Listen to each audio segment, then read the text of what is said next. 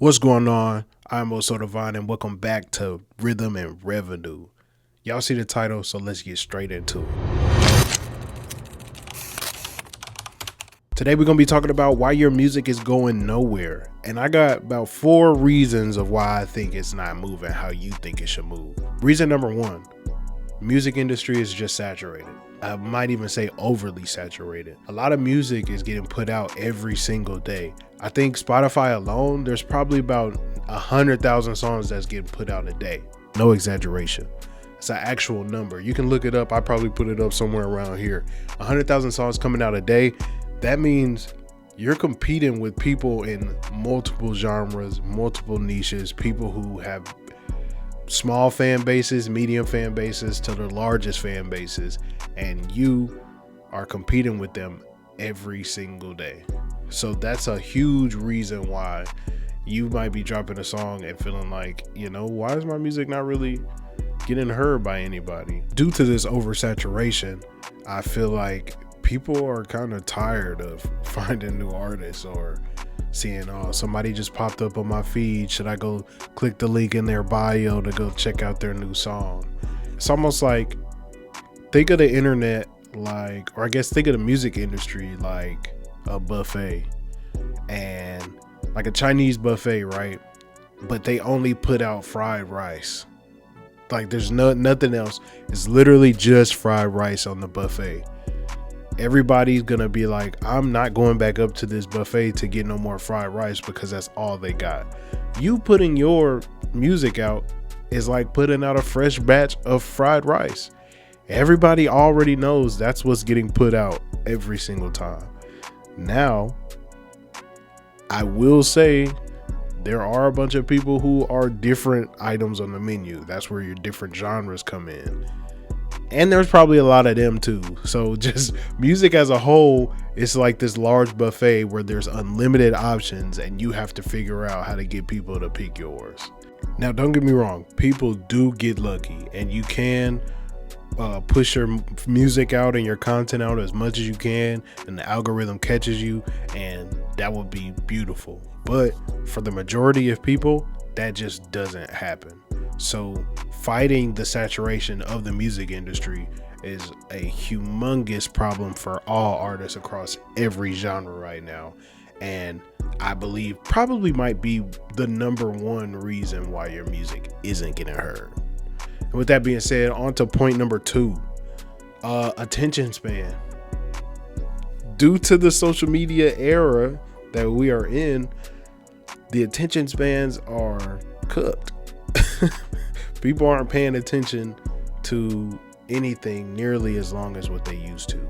So it's almost as if you got 10 seconds, if that, at the beginning of your song to really make people be like, oh, I actually want to listen to this. We've seen it a lot with, I probably give my credit to DaBaby in 2021. He was killing it with the attention span music, because I'm talking about, you hit play on the song, boom, beat drop, he already rapping. He ain't wasting no time. I feel like a part of that kind of kills creativity for artists, because there's no more like intros to songs, and people don't have like, samples. You can't even get a good voicemail at the beginning of the song no more, because it's like after 17 seconds people are like, all right bro, I'm ready to click off of this. What are we listening to?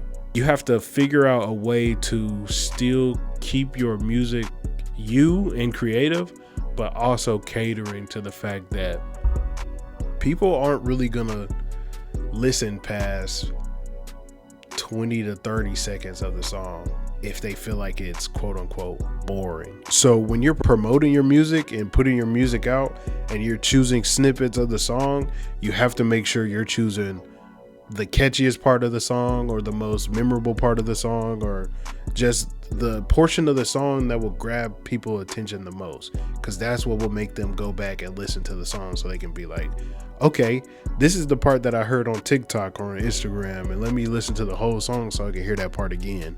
There's been a few songs that I've heard like on different types of videos. I'm like, what is that song? It's because that part is catchy. And it's happened a few times where you get to the full song and it's booty.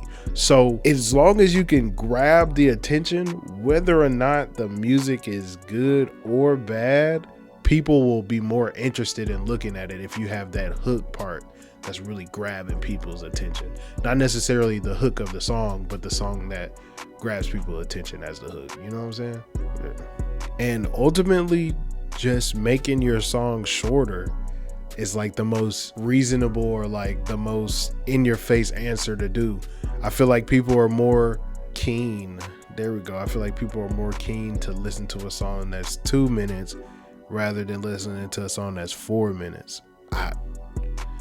I love music, so I'm gonna listen to a song where if it's 8 or 6 or 5 minutes, but you know, some people are like, no, I'm not listening to all of that, because people have well, no, I'm lying, because Chris Brown dropped the album with 45 songs on it. I'm like, I'm not listening to all of that.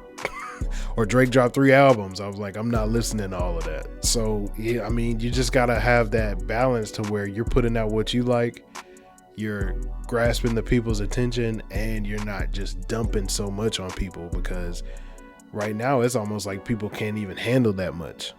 They like, bro, you got 13 songs on your tape or on your album, and each song 4 minutes, bro. You think I got all day to listen to this? It's like, bro, you're supposed to be enjoying this, man. You're not supposed to be trying to schedule out listening to the song, gang. Which leads me into point number 3, knowing your demographic. All right, let's be 100% honest with each other right now.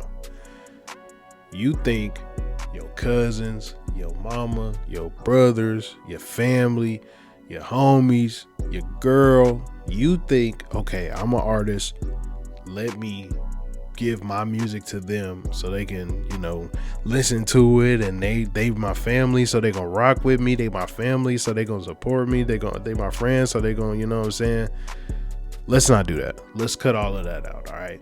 Because the quickest way for you to get discouraged from making music is realizing, like, my homeboy don't want to hear this, or realizing my girl don't like my music. That one gonna hit hard. So you got to put your music out to other people and find your actual demographic before you worry about friends and families listening and catching on to your music. Because as strange as it is, somebody in Bangladesh is banging your track right now. You can't get the homie who you live with to listen to your song. Or if you play your song around them, they like, bro, turn that shit off. You know what I'm saying? And it's not like they hating on you. It's not like the song is bad. Or, I mean, some of y'all got some fake homies. They might actually be hating on you right now. I don't know. It's like this weird thing when you know somebody. It's like, man, I'm not finna listen to that.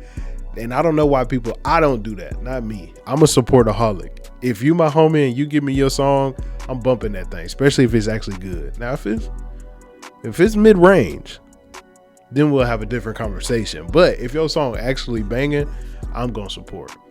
But you get your actual demographic, you put your song out, and you get these people in all of these different cities, and you see they actually interact and they commenting on your songs or your content like that, or they liking your songs or reposting your songs or using your songs in their own videos.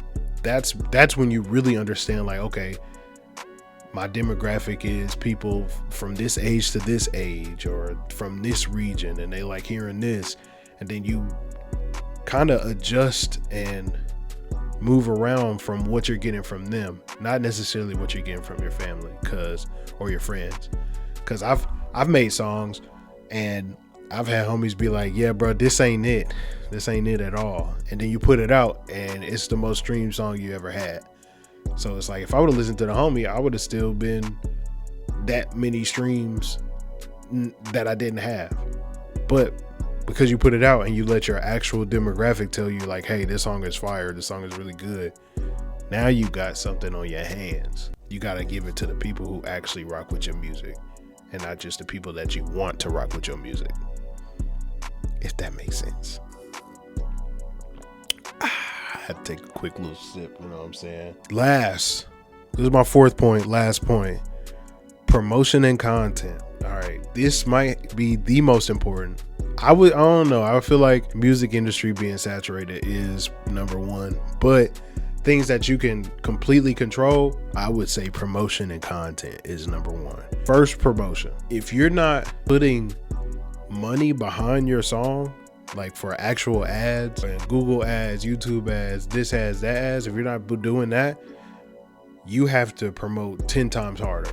You gotta make story posts, TikTok posts, Instagram posts. You gotta make, I don't know, MySpace posts. You gotta put your song in every possible place where your song can be, because you're not putting any currency behind it to get it pushed out in all these places. So you gotta have 50 to 60 forms of content for one song. So for a 2-minute song, you gotta have hours of content to be able to put out over and over again. Because if you just put out the same clip with the same song, everybody's gonna be like, bro, I am so sick of seeing the same thing over and over again. I think it was JP when he had the "You Ever Thought of It on Gun G's." He had that song, but he had, I don't know how many videos he had of him dancing just in different places, doing the same dance, but he was in different places, just switching it up.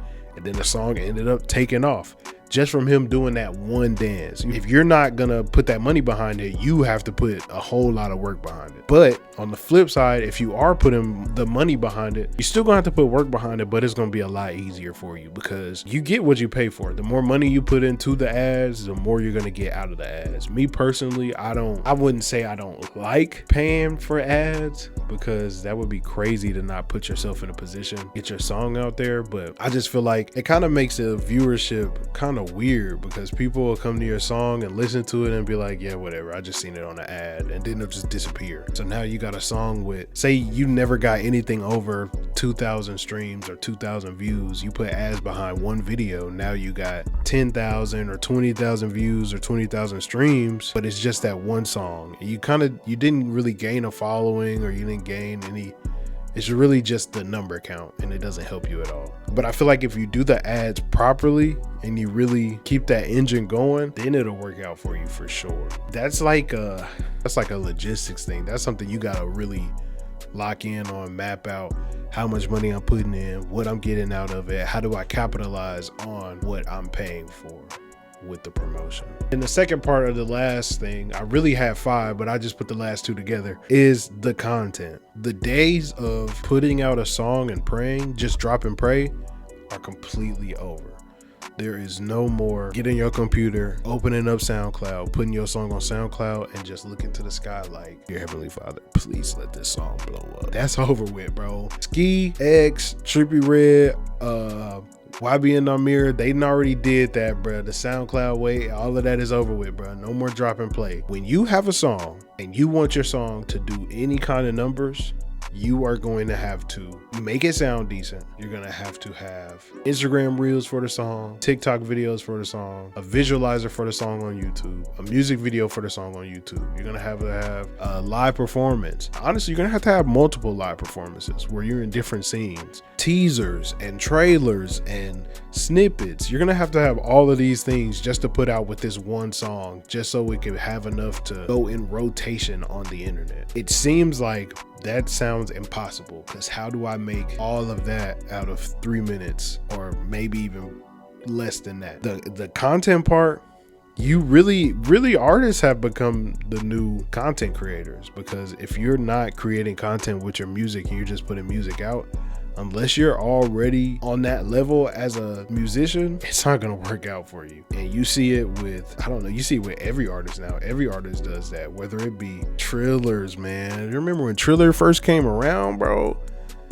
Or no, it wasn't Thriller, it was Triller. Yeah, when Triller came around, he was dancing when they putting the effects on the screen like that. Like, you gotta make them, you damn near gotta just record yourself just singing a song, bro. You got to do it some way, somehow, in order for people to really fuck with your music. And that still doesn't even guarantee it. After all the points that we done been through, saturated industry, attention spans, your demographic, promotion and content, promotion and content, it's really all just luck and chance. We never know what's gonna happen. You could drop a song and out of nowhere the algorithm's just like, you know what, this is the one. And if that happens for you, I'm tipping my hat. You feel me? If it don't happen to you, like it don't for most, you're just gonna have to get up and grind it out, bro. Every day you got to figure out something like, okay, I need this song to go somewhere, I got to do something with it. And if you're not doing that, that's why your music is failing. And that's why your music ain't going nowhere. Man, I appreciate y'all tuning in to Rhythm and Revenue, man. Just a little something different, man. If y'all liked it, let me know in the comment section down below. Make sure y'all tune in for this week's podcast episode. We're gonna have Jay Holmes back in here. If you liked any of this advice, make sure you leave a like, leave a comment, and subscribe to the channel. It is also divine, and we